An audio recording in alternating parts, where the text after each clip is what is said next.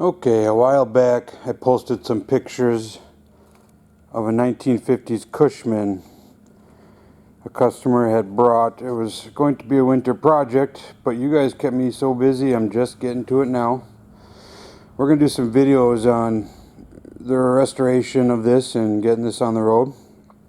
We're just going to do a basic video today. I'm going to start out by showing you all the pieces that we do have. Some I noticed are missing. And then we're going to see if we can get this thing to crank yet today.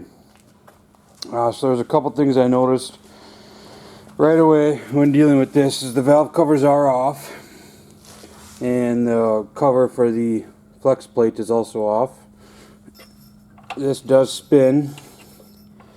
And as I'm spinning, it builds up compression. So I know there's some compression, I'm just not sure how much. The valves do move when spinning. So that means the engine itself is free. The transmission shafts also move. If the drive shaft was installed, I'd be worried about putting it in neutral. But because that's actually missing, right now I'm not worried about that at all. I do see a starter up here. We're going to see if that engages today.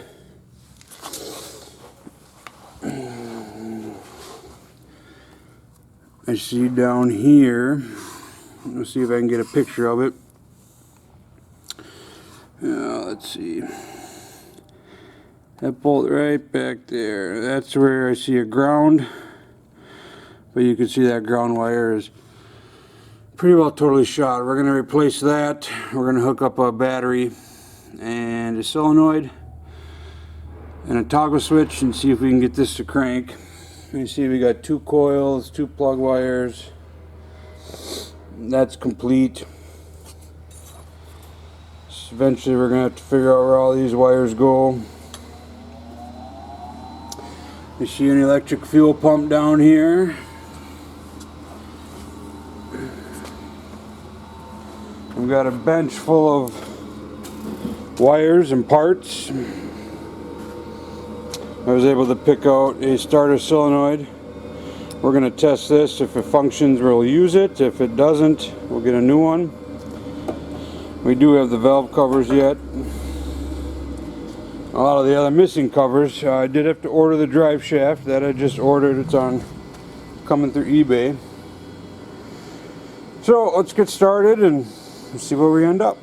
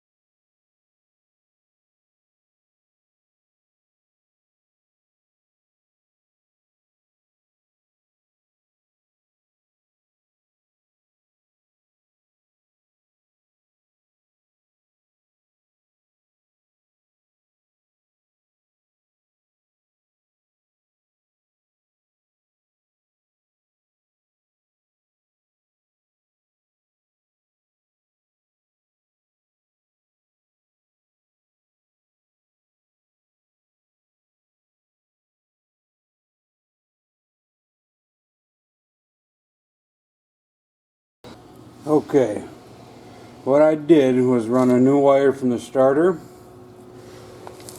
down to the starter solenoid.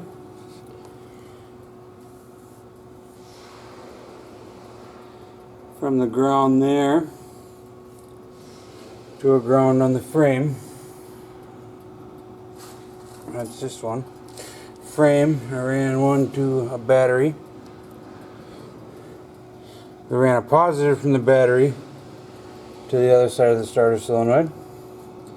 And then on that first lead there, we hooked up an ignition wire, ran it to a simple toggle switch. When I flip it up, it'll energize the solenoid, transfer power to the starter. Hopefully it spins. I don't know if this starter is good or not. I don't know if the solenoid is good or not. And we're going to let our battery charge up for a little bit longer, get above 12 volts, and we'll give it a shot.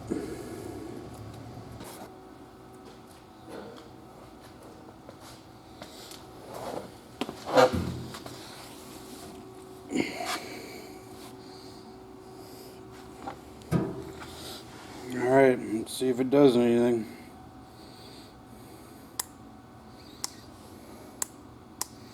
Nothing. I'm going to leave it on and see if we're getting 12 volts to the solenoid. If we are, I'd say that solenoid is shot.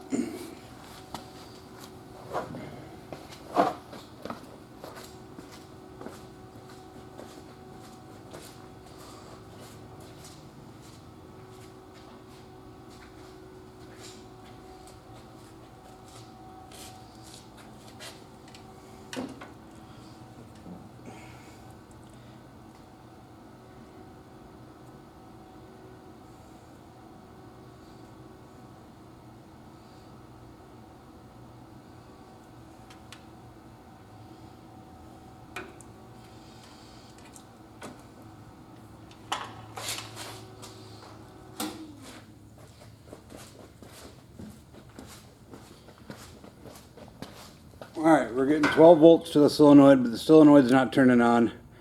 We're going to swap that out and try it again.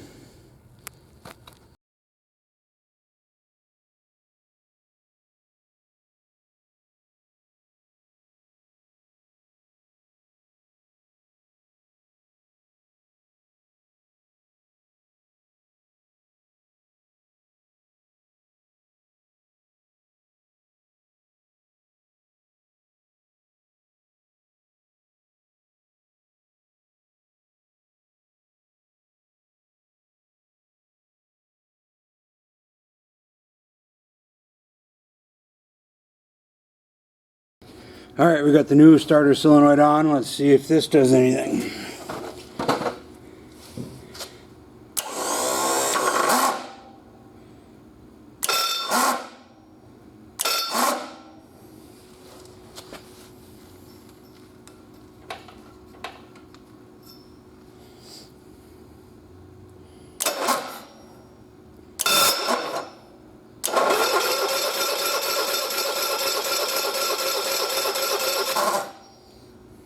It works.